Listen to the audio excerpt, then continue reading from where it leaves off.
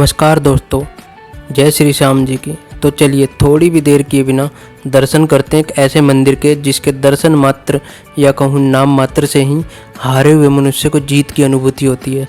जी हाँ, सही अनुमान लगाया आपने।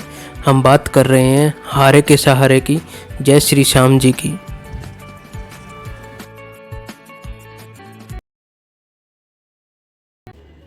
हेलो दोस्तों, जय भोलेनाथ, जय श्री श्याम। इस बार अपनी यात्रा हम राजस्थान की बहुत प्रसिद्ध खाटू नामक जगह की करने जा रहे हैं। अभी हम दिल्ली के सराय रोला स्टेशन पर हैं। शाम के 7:15 के आसपास का टाइम हुआ है। थोड़ी देर में ट्रेन दिल्ली के सराय रोला से चलकर राजस्थान के रिंग स्टेशन के लिए रवाना होगी। वैसे ये ट्रेन सराय रोला से उदयपुर के लिए जाती है, लेकिन हमें रिंग स्टेशन पर ही उतरना है।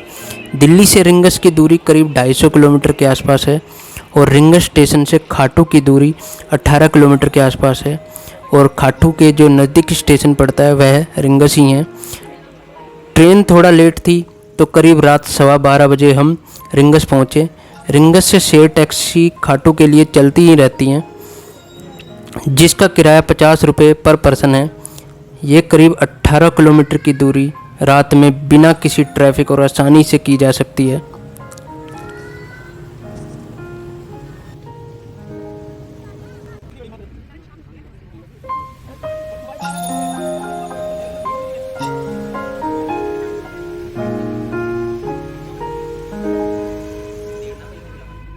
अगर आप दिल्ली यूपी हरियाणा से हैं तो आप रिंग स्टेशन पर उतरकर खाटू के लिए शेयर टैक्सी या बस से जा सकते हैं। और अगर आप किसी ऐसी जगह से हैं जहां से रिंगस के लिए सीधी ट्रेन नहीं है तो आप जयपुर स्टेशन पर उतरकर, या फिर अगर आप फ्लाइट से आ रहे हो तो जयपुर हवाई अड्डे पर उतरकर आराम से खाटू के लिए बस या फिर टैक्सी से जा सकते हैं। जयपुर से खाटू की दूरी करीब 80 किलोमीटर के आसपास है।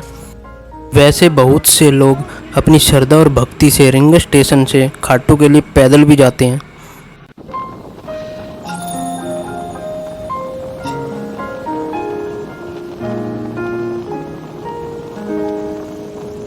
तो फिलहाल हम खाटू नगर पहुंच चुके हैं। जहां आपको बस या फिर शेयर टैक्सी वाले छोड़ते हैं वहां से श्री श्याम मंदिर की दूरी करीब 1 किलोमीटर से भी कम होगी। लेकिन अगर आप किसी ऐसे दिन या सीज़न में जा रहे हो जिस वक्त भीड़ बहुत ज़्यादा होती है तो आपको काफ़ी पहले से ही पैदल चलकर जाना होगा। रूम और खाने पीने की कोई प्रॉब्लम नहीं है। रूम की अगर बात करूँ तो 500 रुपये से लेकर 2,500-3 हज़ार या उससे ज़्यादा तक के काफ़ी अच्छे अच्छे रूम मिल जाएंगे, एसी भी और नॉन एसी भी।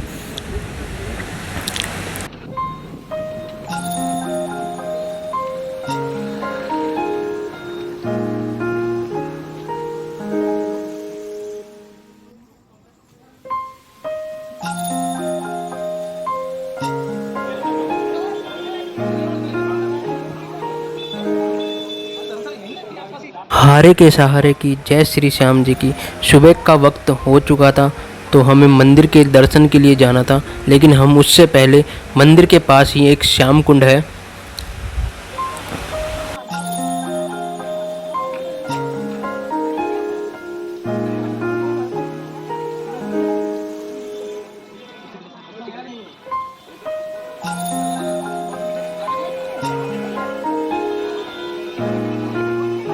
यह एक पवित्र तालाब है जिसे श्याम कुंड कहा जाता है।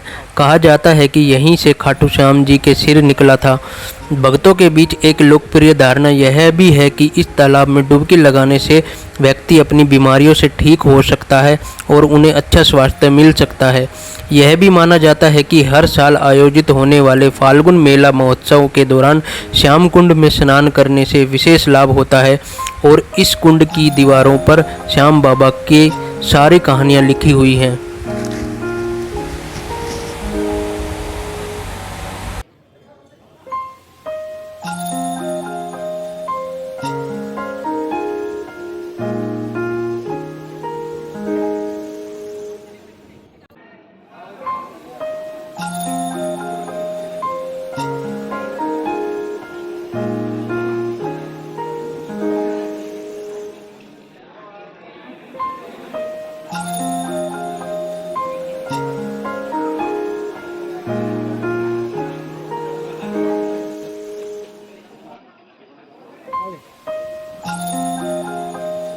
इस मंदिर में भक्तों की गहरी आस्था है। बाबा श्याम, हारे का सहारा, लगदा तार, खाटू श्याम जी, मोरवी नंदन, खाटू श्याम नरेश और शीश का दानी, इन सभी नामों से खाटू श्याम को उनके भक्त पुकारते हैं। खाटू श्याम के दर्शन के लिए बड़े से बड़े घराने के लोग आम आदमी की तरह यहाँ आकर शीश झुकाते हैं। खाटू श्याम को भगवान कृष्ण के कलयुगी अवतार के रूप में जाना जाता है।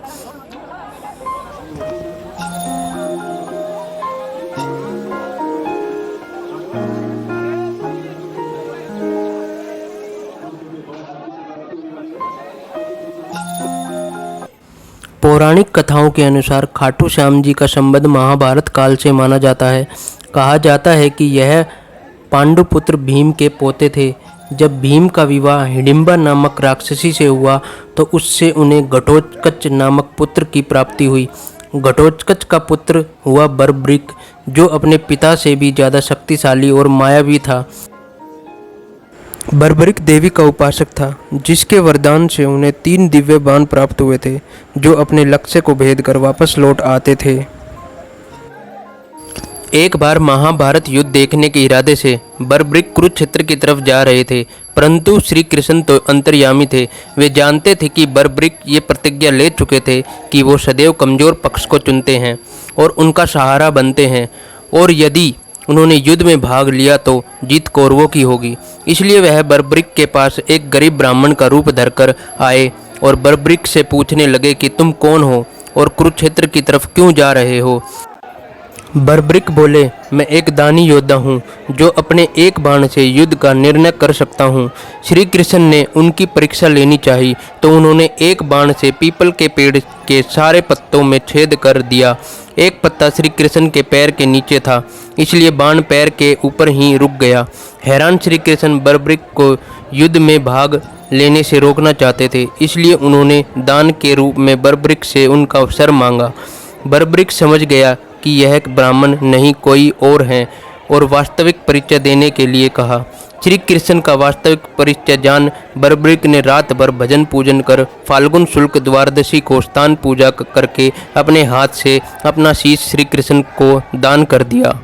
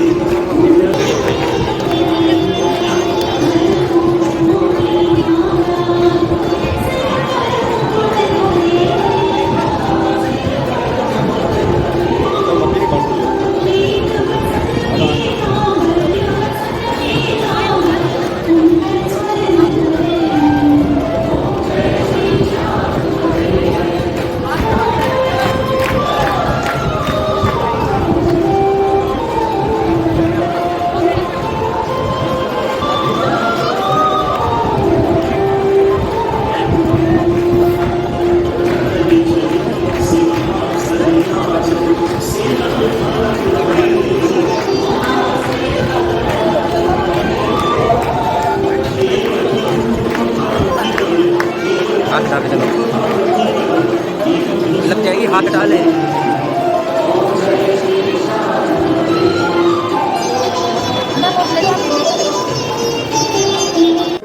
श्री कृष्ण को शीश दान देने से पहले ही बर्बरिक ने युद्ध देखने की इच्छा जताई, जिसके चलते जब युद्ध समाप्ति पर पांडव विजय का श्रेय ले रहे थे, तब बर्बरिक के शीश ने बताया कि युद्ध में श्री कृष्ण का चक्र चल रहा था और द्रौपदी महाकाली के रूप में रक्तपान कर रही थी। श्री कृष्ण ने प्रसन्न होकर बर्बरिक को वरदान दिया कि कलयुग में तुम मेरे श्याम नाम से पूजे जाओगे। तुम्हारे स्मरण मात्र से ही भक्तों का कल्याण होगा और धर्म अर्थ काम मोक्ष की प्राप्ति होगी। उनका शीश खाटू नगर, जो कि राजस्थान के सीकर जिले में प्रसिद्ध है, उस स्थान पर दफनाया गया। इसलिए उन्हें शीश का दानी, खाटू श्याम इत्यादि नामों से भी जाना जाता है और पुकारा भी जाता है। एक बार खाटू नगर के राजा को सपने में दिखकर शीश वाली जगह पर मंदिर बनवाकर उसमें सुशोभित करने के लिए कहा गया। जब रोज गाय एक स्थान पर जाकर अपना दूध स्वयं ही बहा रही थी तो वहां खुदवाई की गई और वहां से शीश प्रकट हुआ।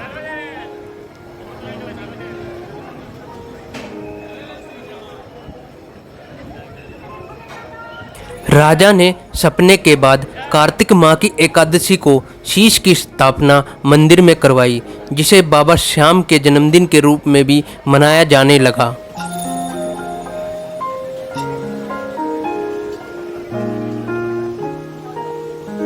हर साल होली के दौरान खाटू श्याम जी का मेला लगता है।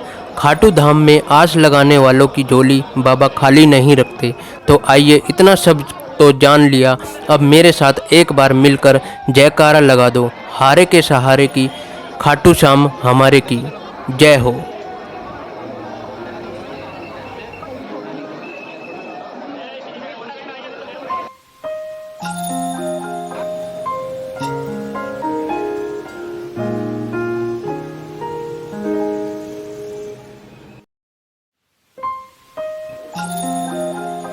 अगर आप चाहें तो मंदिर में खाटू श्याम जी के दर्शन करने के बाद या फिर पहले मार्केट से श्री श्याम जी से जुड़ा या फिर अन्य काफ़ी सामान वहां से खरीद सकते हैं, जिसमें खाटू श्याम जी की ड्रेस, मूर्ति, तस्वीर, प्रसाद आदि चीज़ें उचित दाम में आराम से मिल जाएंगी।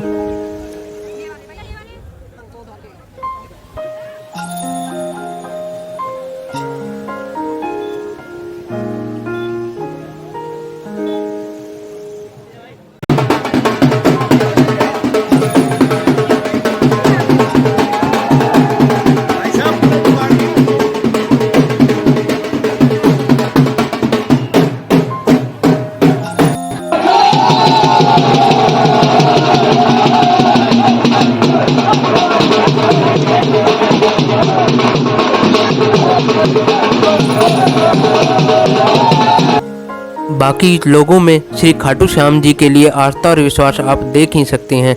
श्री खाटू श्याम जी के दर्शन और मार्केट से कुछ खरीदारी करने के बाद मंदिर से कुछ ही दूरी पर राधे की हवेली है, जिसमें श्री राधे कृष्ण जी का बहुत ही खूबसूरत मंदिर है, जो कि देखने लायक है। मंदिर की खूबसूरती आप अंदर जाकर देख ही सकते हैं।